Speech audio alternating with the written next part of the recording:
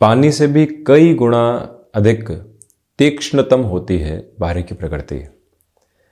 चुटकी में पानी को पकड़ने का एहसास यदि करने का प्रयत्न किया जाए तो हो सकता है हम उसका एसेंस महसूस करने वाले हों, परंतु पारे के साथ ऐसा बिल्कुल भी नहीं है। बुद्ध पारे की प्रकृति के ग्रह हैं।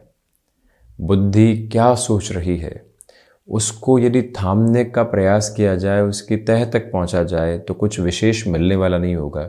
सारे ही विचार छिन्न भिन्न होकर रह जाएंगे। इसी वजह से जहाँ पर भी बुद्धिमत्ता की स्थिति आती है, मानसिक चेतना की चर्चा आती है, सिचुएशनल बेसिस के ऊपर जो खुद के भीतर कैलकुलेट करके डिसीजन लेने की जो अप्रोच निकल कर आती है, उसके साथ में बुध मर्क्यूरी के बेसिस बहुत गहरे से जुड़े रहने वाले होते हैं। इस ग्रही व्यवस्था की विशेष बात यह है कि सूर्य एवं शुक्र के आसपास ही बुध की व्यवस्थाएं रहने वाली होती है। इसी वजह से अमूमन बुधादित्य योग देखा जाता है। बुध एवं शुक्र का लक्ष्मी नारायण योग भी कुंडलियों के साथ में देखा जाता है। ये दोनों ही योगा योग की जो व्यवस्थाएं हैं व्यक्ति को आर्थिक तौर पर एवं उससे भी कहीं अधिक मानसिक तौर पर संबल देने वाली होती है।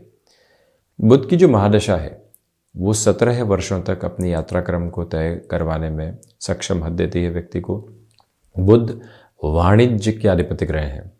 जीवन के भीतर जो प्रबंधन निकल कर आता है, जो दिखता नहीं है परंतु व्यक्ति की व्यवस्थाओं के साथ में लगातार चलने वाला होता है, जो फाइनेंशियल कैलकुलेशन के साथ में ड्राइविंग फोर्स इस जर्नी की चलती है, वो भी बुध के मार्फत आधार में ही होती है।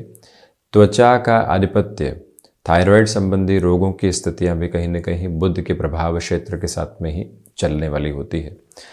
मन और मस्तिष्क के भीतर का जो कोऑर्डिनेशन है वो बुद्धि का समागम है, और बुध का जो एक प्रभुत्व स्तर है वो भी वहाँ पर बहुत गहराई से सामने रहने वाला होता है। इसी वजह से बुध की जो प्रकृति है, बुध का जो स्तर है वो नवग्रही व्यवस्था में ग्रहों में युवराज की श्रेणी में आने वाला होता है। इसी वजह से बुध को युवराज भी कहा गया है।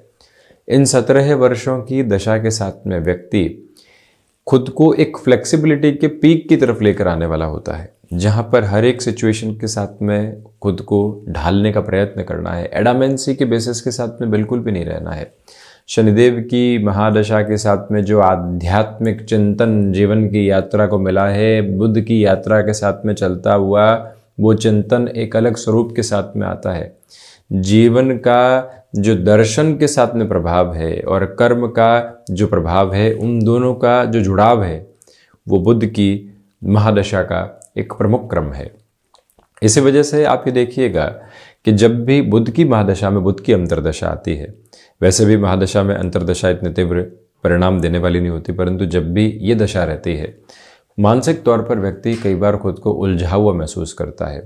हर एक जगह वो प्रयास करता है कि खुद को सुलझाकर आगे बढ़ने का प्रयत्न किया जाए। जो अव्यवस्थाएं मन के भीतर पनपी हुई है उससे हटकर यहाँ अपनी यात्रा को देखने का प्रयत्न किया जाए। इसके बाद आती है बुध में केतु की स्थितियाँ। आप ये गौर करेंगे कि ये पूरा का पूरा जो ट्रांसफॉर्मेशन का बेस है इस समय अवधि के साथ में कई बार व्यक्ति के लिए निकल कर आता है। सिचुएशनल बेसिस पर बहुत कुछ सोच लिया, अब खुद का कामकाज करने की तरफ जाना है। जॉब कर रहे थे, पार्टनरशिप में कार्य स्तर के ऊपर थे, एक शहर में कामकाज कर रहे थे, वहाँ की गुंजाइशें इतनी नहीं मिल पा रही थी, खुद को इतनी गुंजाइशें नहीं मिल पा रही थी, परंतु वो संभावनाएं एवं संकेत बुध की महादशा में केतु की अंतर्दशा के साथ प्रभावी तौर पर सामने निकल कर आने वाले होते हैं। यही महादशा और अंतर्दशा का जो क्रम है ये व्यक्तिगत जीवन के अंदर शिरोधार्य स्तर के ऊपर बहुत बड़े परिवर्तनों का संकेत भी लेकर आता है, और इन संकेतों के साथ में चलते हुए व्यक्ति अपने लिए आगामी स्तर पर एक तरह से नवीन यात्रा क्रम को भी देखने वाला होता है। परंतु महत्वपूर्ण बात यह रहती है कि कई बार नर्व्स को रिलेट करते हुए इश्यूज इस महादशा और अंतर्दशा के प्रभाव के साथ निकल कर आते हैं। इसके बाद बुध में शुक्र की स्थितियां हैं। ये दोनों ही व्यवस्थाएं साथ में हैं, सूर्य के भी प्रभाव क्षेत्र के साथ में है। तो ऐसी अवस्था के साथ में व्यक्ति अपने तीक्ष्ण तेज को देख पाता है। उसके लिए फाइनेंशियल कैलकुलेशंस बहुत महत्वपूर्ण हो जाती है। जो फाइनेंसेस के साथ में विजुअलाइज करने वाला बेस होता है, उसकी ताकत और उसका प्रभाव शुक्र की अंतर्दशा के साथ देखते ही बनता है। परंतु दोनों ही व्यवस्थाएं यदि कमज़ोर आधार के साथ में है तो व्यक्ति के निर्णय के साथ गफलतें निकल कर आती है। वो निर्णय नहीं ले पाने की अवस्था में इतना लंबा समय गुजार देता है तो कहीं पहुंचने वाला ही नहीं होता। ये इस व्यवस्था का प्रमुख प्रभाव है। तो वहीं बुध में जब भी सूर्य की स्थितियां निकल कर आती है, प्रमुख तौर पर आप ये देखिएगा कि व्यक्तिगत जीवन के अंदर जो मान सम्मान की स्थितियां हैं, व्यक्ति वहां पर वर्तमान होने लगता है। उसकी बुद्धि उससे ऐसे ही कार्य करवाने की ओर जाती है जहां आर्थिक तौर पर प्रवृत्तियां ठीक है, परंतु मान सम्मान में वृद्धि के प्रतिमान उसको यहाँ मिलने की गुंजाइशें सामने रहती है और वहीं से व्यक्ति भी अपने कार्य को परिवर्तित करने वाला होता है। यहाँ जो भागदौड़ है उसके साथ स्मार्ट वर्किंग अप्रोच जुड़ती चली जाती है। परंतु बुध कमज़ोर स्थितियों में है, कमोबेश सूर्यदेव की भी स्थितियाँ ऐसी है, तो व्यक्ति कुंठाओं का शिकार होता है। अपने कामकाज के साथ भागदौड़ में ही सोचता है कि क्या कर रहे हैं, कहाँ पहुँच रहे हैं, अंततः अथवा जाएंगे कहाँ, ये उलझनें निकल कर आती है। परंतु वहीं बुध में चंद्रमा के प्रभाव की स्थितियाँ मानसिक तौर पर व्यक्ति को कई बार विचलित करने वाले अनुभव भी देती है।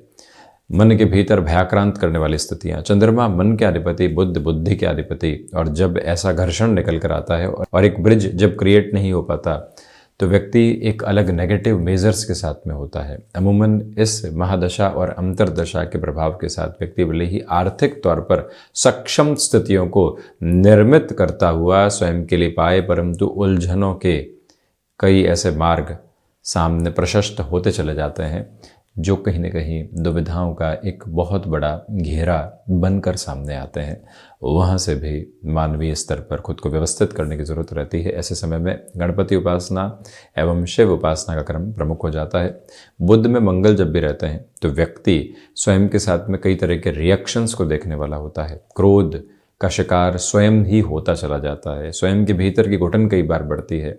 जहां अपनी बात को कहने से रुकना था वहां पर भी पूरी रफ्तार के साथ में अपनी बात को कह दिया और अधिक उलझाते चले गए स्वयं को। ये प्रवृत्तियां कई बार सामने आती हुई देखी गई है जो नकारात्मकता के बड़े सिरों को स्थापित करने वाली होती है।